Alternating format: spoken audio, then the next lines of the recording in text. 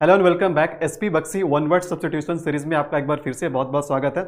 तो इस वीडियो में हम गवर्नमेंट से रिलेटेड वन वर्ड सब्स्टिट्यूशन करेंगे, यानी शासन से रिलेटेड जितने भी वन वर्ड सब्स्टिट्यूशन है ये सभी हम लोग इस वीडियो में जानेंगे। तो चलिए स्टार्ट करते हैं। तो इस लिस्ट में जो हमारा पहला वर्ड है, ये पहला वर्ड है अनार्की। तो अनार्की देखो कैसी शासन व्यवस्था को हम कहते हैं। अनार्की का मतलब होता है एब्सेंस ऑफ गवर्नमेंट, मतलब वैसा स्टेट या वैसा जगह, वैसा देश जहां पर कोई भी ऑफिशियल ना हो, कोई भी अथॉरिटी ना हो उस जगह को रूल करने के लिए, जहां पर कोई भी गवर्नमेंट ना हो, जहां पर गवर्नमेंट नाम की कोई चीज ना हो, तो वैसे जगह को, वैसे शासन व्यवस्था को हम क्या बोलते हैं? इसको बोलते हैं अनार्की बोलते हैं। हिंदी में अराजकता बोलते हैं, जहां पर कोई भी राजा ना हो, कोई भी शासक ना हो उस जगह को रूल करने के लिए। तो ऐसे जगह पे लोगों की मनमानी चलती है, खूब क्राइम होता है, खूब गुंडागर्दी होता है, लोग अपना मनमानी करते हैं। तो ऐसे ही स्थिति को हम क्या बोलते हैं? इसको बोलते हैं अनार्की बोलते हैं। देखो नेक्स्ट वर्ड क्या है? Next word is aristocracy. तो एरिस्टोक्रेसी का मतलब क्या होता है? कभी भी किसी वर्ड में अगर क्रेसी लगा हुआ रहे तो क्रेसी का मतलब ये होता है शासन करने की तरीका, मतलब पावर या रूल। तो बात समझ में आ रही है? तो एरिस्टोक्रेसी का मतलब क्या होता है? गवर्नमेंट बाय द नोबल्स और लॉर्ड्स। अब ये नोबल्स का मतलब क्या होता है? देखो नोबल्स हम वैसे लोगों को कहते हैं जिनके पास वेल्थ और पावर हो, जिसके पास जमीन हो, वेल्थ हो, पैसे हो और पावर हो, मतलब जो समाज में जो हाईएस्ट रैंक के जो लोग रहते हैं। बोलते हैं ना कि हमारा सोसाइटी जो है वो अलग अलग क्लास में डिवाइडेड है। एक होता है अपर क्लास का, एक अपर क्लास के लोग होते हैं, एक मिडिल क्लास के लोग होते हैं, एक लोअर क्लास के लोग होते हैं। जो समाज में, जो सोसाइटी में जो अपर क्लास के लोग रहते हैं, जो हर मामले में उच्च कोटि के हो, उच्च वर्ग के हो, एलीट क्लास के हो, मतलब वो पावर से भी बिल्कुल भरा पूरा है, धन से भी है, जमीन से भी है। तो ऐसे जो लोग होते हैं, इसी लोगों को हम क्या कहते हैं? नोबल कहते हैं या लॉर्ड्स कहते हैं। बात समझ में आ रही? तो अगर रईस वर्ग के लोग जो है ना, जो उच्च कोटि के, जो समाज में उच्च कोटि के लोग हैं, जो पैसे से, धन से, जमीन से, पावर से बिल्कुल संपन्न है, वैसे लोग अगर शासन करता हो किसी जगह पे, तो इसी को हम क्या बोलते हैं? एरिस्टोक्रेसी बोलते हैं। आपको यूके में एरिस्टोक्रेसी नाम की चीज आपको बहुत मिलेगा। अगर आप इंग्लैंड के, ब्रिटेन के इतिहास भी पढ़ोगे तो वहां पर भी आपको एरिस्टोक्रेसी जैसे चीजें बहुत बार आपको देखने को मिल जाएगा।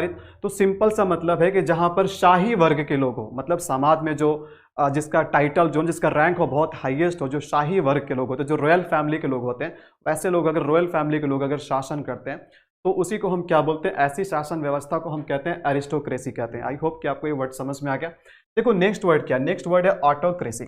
ऑटोक्रेसी, बहुत सारे कंट्री जो होते हैं ऑटोक्रेटिक होते हैं। ऑटोक्रेटिक का मतलब होता है कि जहां पर तानाशाही चलती हो, जहां पर एक व्यक्ति जो होता है, एक व्यक्ति, एक सिंगल व्यक्ति क्या होता है, वो पूरे क्षेत्र को, पूरे स्टेट को, पूरे देश को क्या करता है? उसको लीड करता है और अपने तरीके से, अपने मनमानी तरीके से, जैसे चाहे वैसे जनता को कहेगा चलने के लिए, जनता को चलना पड़ेगा। तो हमारे हिस्ट्री में भी, वर्ल्ड हिस्ट्री में भी बहुत सारे ऑटोक्रेटिक कंट्री रहे, अभी भी बहुत जगह पे ऑटोक्रेटिक कंट्री है।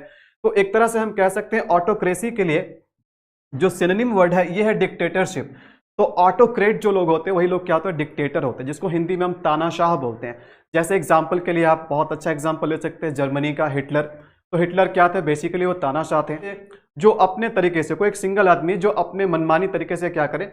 लोगों को लीड करे, मतलब उनकी बातों को लोगों को मानना पड़ेगा। वैसे जगह को, वैसे शासन व्यवस्था को हम क्या कहते हैं? ऑटोक्रेसी कहते हैं। ठीक है, government by one single person. Next है ऑटोनोमी। देखो बहुत सारे कंट्री ऑटोनोमस कंट्री होते हैं।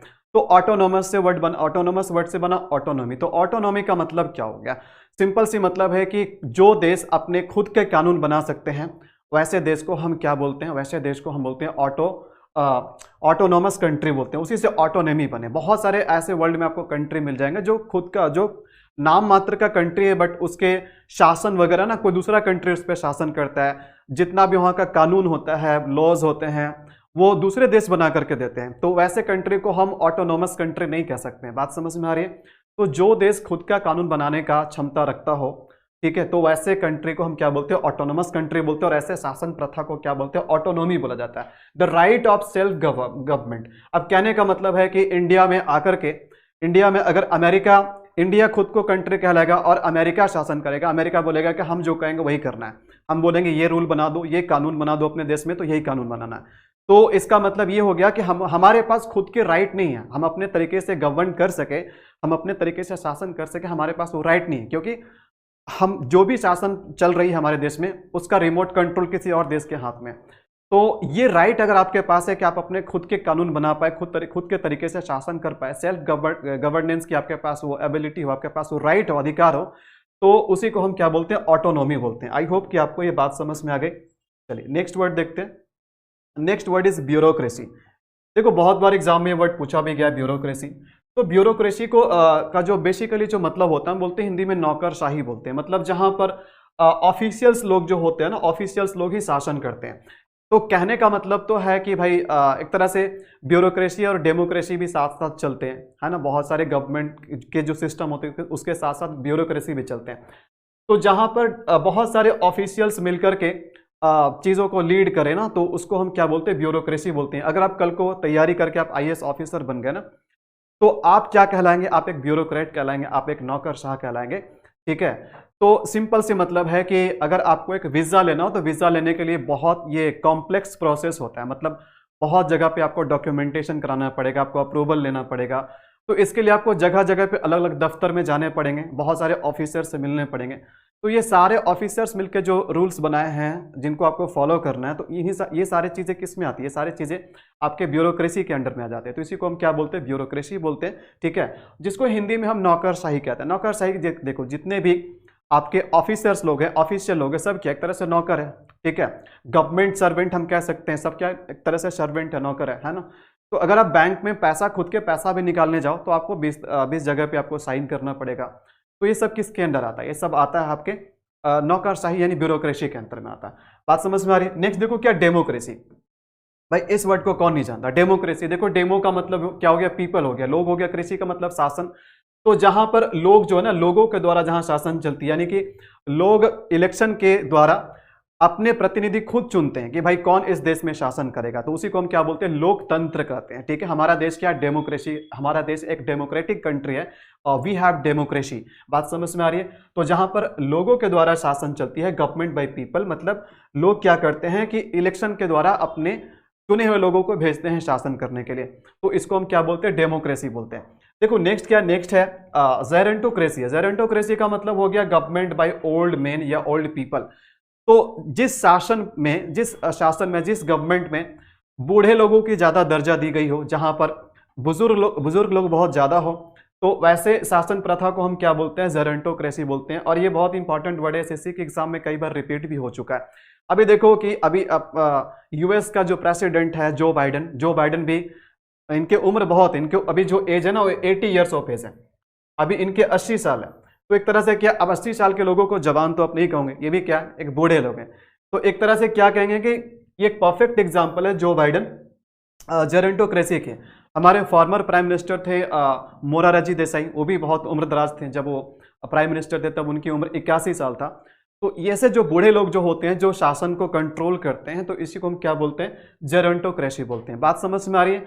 चलिए भाई नेक्स्ट वर्ड देखो क्या है, नेक्स्ट वर्ड है, ठीक है, कैकिस्टोक्रेसी। कैकिस्टोक्रेसी का मतलब क्या होता है, कैकिस्टोक्रेसी का मतलब होता है government by the worst citizen. Worst citizen का मतलब क्या हो गया, जो लीस्ट क्वालिफाइड लोग होते हैं, मतलब जिसको हम घटिया लोग बोलते हैं, जिसके पास वो योग्यता नहीं होती है, वो कॉम्पिटेंसी नहीं होती है शासन करने के लिए।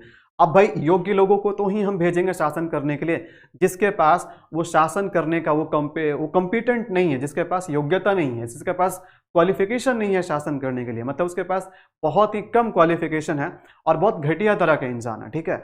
तो वैसे अगर घटिया लोग मिलकर के अगर शासन करने लगे ना, तो इसी को हम क्या बोलते हैं, कैकिस्टोक्रेसी बोलते हैं। Government by the worst citizen, जो सबसे बेकार सिटीजन होते हैं, अगर वैसे लोग अगर शासन में बैठ जाए, शासन करने लगे, तो इसी को हम क्या बोलते हैं, कैकिस्टोक्रेसी बोलते हैं। मतलब ठीक है, government by those people who are list qualified, या फिर सुटेबल नहीं है, वो गवर्नमेंट में जाने के लिए वो सुटेबल नहीं है, तो इसी को हम क्या बोलते हैं, कैकिस्टोक्रेसी बोलते हैं। आई होप कि इस वर्ड का भी मीनिंग आपको बहुत अच्छे से समझ में आ गया।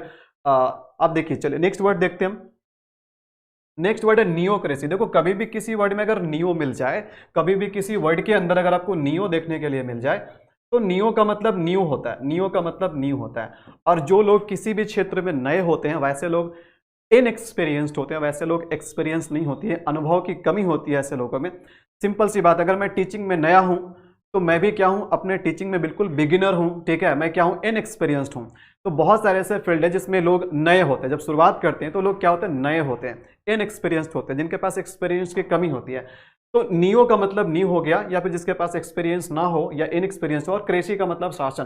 तो government by the inexperienced person, तो वैसे लोग जिनको राजनीति में, जिनको शासन में बहुत ज़्यादा अनुभव नहीं हो, पहले कभी शासन नहीं किया हो, बिल्कुल नया हो इस फील्ड में, शासन के फील्ड में बिल्कुल नया हो, ठीक है, वैसे लोग अगर शासन करे, वैसे लोग मान के चलो किसी देश का प्रधानमंत्री बन गया, किसी स्टेट का वो मुख्यमंत्री बन गया, जो इसका राजनीति से दूर दूर तक कोई लेना देना नहीं था, बट अचानक से वो बन गया। जैसे नायक फिल्म आपने देखा, नायक फिल्म में अनिल कपूर वो मीडिया हाउस से जुड़े हुए रहते हैं, बट अचानक से उनको एक दिन का मौका मिल जाता है, बट तो वो हम कह सकते हैं कि वो नियोक्रेसी के अंतर्गत आ गया। बट वो एक दिन में बहुत अच्छा काम करते थे, बट एक दिन का जो सीएम, जो पावरफुल सीएम होता है, जो बहुत अच्छे काम करते हैं, वो केवल फिल्मों में होता है, रियल लाइफ में नहीं होता ऐसा, ठीक है। तो अगर इनएक्सपीरियंस लोग, जिनके पास राजनीति का बहुत अनुभव की कमी हो, शासन की अनुभव का कमी हो, जो नए लोग आते हैं सिस्टम को चलाने के लिए, शासन करने के लिए, रूल करने के लिए, तो ऐसे तंत्र को, ऐसे सिस्टम को, ऐसे गवर्नेंस को क्या बोलते हैं? हम इसको बोलते हैं नियोक्रेसी बोलते हैं। बात सबको समझ में आ रही है? चलिए भाई नेक्स्ट वर्ड देखते हैं। नेक्स्ट है ओलिगार्की है। अब देखो ओलिगार्की वर्ड जो है ना, बहुत इंपॉर्टेंट वर्ड है, वेरी वेरी इंपॉर्टेंट वर्ड, बहुत बार एग्जाम में आया है और थोड़ा सा कंफ्यूजिंग टर्म भी है। मतलब ओलिगार्की, देखो ओलिगार्की का मतलब क्या हो गया? Government by a few person. देखो यहाँ फ्यू पर्सन से क्या मतलब है? कहने का मतलब है ना कि ओलिगार्की जैसे सिस्टम आपको कभी दिखेगा नहीं, मतलब डायरेक्टली आपको दिखेगा नहीं, मतलब ये किसी दूसरे जो सिस्टम होते हैं गवर्नमेंट के, उसके साइड बाय साइड चलते हैं।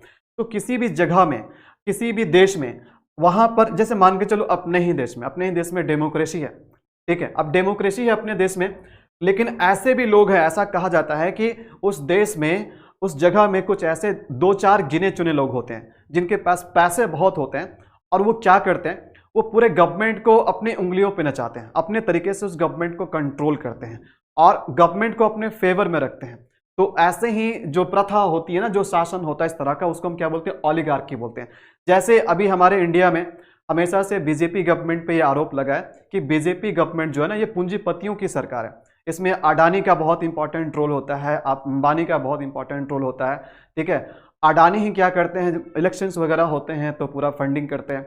अभी ये चाहे अडानी जो चाहेगा वही हमारे प्रेजेंट गवर्नमेंट डिसीजन लेंगे, तो ऐसे आरोप लगते रहते हैं। तो अगर ऐसे गिन चुन के लोग, जैसे अडानी जैसे लोग हो गए, अंबानी जैसे लोग हो गए, कुछ गिने चुने जो रईस वर्ग के जो बिजनेस टाइकून हो गए ना, जो देश को कंट्रोल करते हैं इनडायरेक्टली अपने तरीके से, तो जो गिने चुने जो लोग होते हैं, ऐसे लोग अगर शासन करते हैं इनडायरेक्टली, तो इसी को हम क्या बोलते हैं? ओलिगार्की बोलते हैं। रशिया में भी ऐसा बहुत फेमस है, रशिया में भी बहुत सारे ऐसे बिजनेस क्लास के लोग हैं जो एक तरह से रशियन गवर्नमेंट को कंट्रोल करती है। गिने चुने 2-4 लोग ही, बट पूरे गवर्नमेंट को कंट्रोल करती है। तो यहाँ पर भी अगर ऐसा है किसी भी गवर्नमेंट के साथ, गवर्नमेंट एक तरह से तो वो शासन चल रहा है, बट उसके साइड में किसी, मतलब उसका रिमोट किसी और के हाथ में, वो कंट्रोल कर रहा है अपने तरीके से, उस सरकार को इन्फ्लुएंस कर रहा है अपने फायदे के लिए, ठीक है। तो इसी को हम क्या बोलते हैं? ओलिगार्की, जहां पर गिने चुने लोग रहते हैं, थोड़े बहुत गिने चुने लोग होते हैं, बट वो अपने तरीके से अपने पूरे शासन को अपने तरफ क्या करते हैं? मोड़ लेते हैं। तो इसी को हम क्या बोलते हैं? ओलिगार्की बोलते हैं। नेक्स्ट देखो क्या है, नेक्स्ट है पेनार्की होता है। देखो पेनार्की का मतलब क्या होता है? कभी भी किसी वर्ड में अगर पैन मिल जाए तो पैन का मतलब ऑल होता है या फिर एवरीवेयर होता है, या एवरीवेयर होता है। पैन का मतलब, जैसे पैंडेमिक वर्ड आपने सुना होगा, तो पैंडेमिक में पैन लगाओ मतलब एवरीवेयर, ठीक है। गवर्नमेंट रन यूनिवर्सली, तो ऐसा सरकार जो, ठीक है, यूनिवर्सली जिसको चलाया जाए, मतलब रन बाय ऑल, ठीक है। यूनिवर्सली का मतलब क्या हो गया? रन बाय ऑल, जहां हर तरह के लोग वोटिंग कर सके, जहां सब लोग वोट कर सके, वोट करके सभी लोगों को वोट करने का अधिकार हो, और किसी को एक ऐसा नहीं है ना कि जैसे कहने का मतलब है कि अगर मेरे अपने राज्य में अगर इलेक्शन हो रहे हैं तो हमको वोट करने के लिए अपने ही राज्य में आना पड़ेगा, नहीं। पेनार्की के अंदर में क्या होता है ना कि आप कहीं से भी रह करके आप वोटिंग कर सकते हैं, आपको चुनाव में भाग लेने का आपका वो अधिकार है, बट कहीं से भी रह करके, एवरीवेयर, मतलब यूनिवर्सली आप अपने गवर्नमेंट को चुन सकते हैं। तो इसी को हम क्या बोलते हैं? पेनार्की बोलते हैं। गवर्नमेंट रन बाय ऑल, या फिर कह सकते हैं रन यूनिवर्सली। बात समझ में आ रही है? देखो नेक्स्ट वर्ड क्या है, नेक्स्ट है प्लूटोक्रेसी। तो प्लूटोक्रेसी भी एक इंपॉर्टेंट वन वर्ड सब्स्टिट्यूशन है जो बहुत बार एग्जाम में रिपीट हुआ। कभी भी किसी वर्ड के अंदर अगर आपको प्लूटो वर्ड लिखा मिल जाए, प्लूटो का देखो, प्लूटो का मतलब क्या हुआ? Pluto is related to wealth. Pluto जो है वो रिच से या वेल्थ से जुड़ा हुआ है। तो हम कह सकते हैं धनिक तंत्र कह सकते हैं, मतलब जहां अमीर लोग मिलकर के शासन करें, जहां वेल्दी पीपल शासन करे, गवर्नमेंट बाय द रिच या वेल्दी पीपल कह सकते हैं, तो उसको हम प्लूटोक्रेसी कहते हैं। बात समझ में आ रही? देखो नेक्स्ट वर्ड क्या, नेक्स्ट वर्ड इज सेक्युलर। अब सेक्युलर देखो किस तरह का चीज होता है, हमारा देश भी सेक्युलर है, बट वेस्टर्न कंट्री में उधर सेक्युलर का कुछ और मीनिंग है, हमारे देश में सेक्युलर का कुछ और मीनिंग है। हमारे देश में सेक्युलर का मेन जो मतलब है ये पंथ निरपेक्ष है। पंथ निरपेक्ष का मतलब है कि भारत जो है ना सभी धर्मों को एक समान देखता है, किसी एक रिलीजन को विशेष दर्जा नहीं देता। मतलब सारे धर्म एक है, मतलब हम किसी एक धर्म के पंथ में नहीं है, पंथ निरपेक्ष है। बात समझ में आ रही है? तो जहां पर ऐसी शासन व्यवस्था जहां पर जो है ना धर्म का कानून ना चले, जहां पर धर्म का कानून ना चले, तो वैसे जगह को हम क्या बोलते हैं? सेक्युलर बोलते हैं। ठीक है, वैसी शासन व्यवस्था को क्या बोलते हैं? सेक्युलर बोलते हैं। बात समझ में आ रही है? देखो नेक्स्ट क्या है? Next is monarchy. Monarchy is also an important one word when it comes to the one word substitution related to government. तो मोनार्की जो होता है वैसा शासन, राजतंत्र जिसको हम कहते हैं, जहां का शासन राजा या रानी करे, जहां किंग या क्वीन करे। बहुत सारे कंट्री अभी है इस दुनिया में जहां पर मोनार्की चलता है। बात समझ में आ रही है? Government by king, by a king और a queen. Next is thearchy. अब देखो थियार्की नेक्स्ट लास्ट का जो दो वर्ड है थियार्की और थियोक्रेसी, ये दोनों वर्ड एक दूसरे के सिनोनिम है। बात समझ में आ रही है? तो इस वर्ड को आइए समझते हैं। यहां पर एक रूट लगा हुआ THE। अब देखो कहीं पर भी किसी वर्ड में अगर आपको THE अगर मिल जाए तो THE जो रूट है ये किससे रिलेटेड है? ये वर्ड गॉड से रिलेटेड है। ये वर्ड गॉड से रिलेटेड, या फिर आप कह सकते हो रिलीजन, गॉड या रिलीजन से रिलेटेड। कभी भी किसी जगह पे आपको ये रूट मिल जाए तो बात समझ में आ रही है?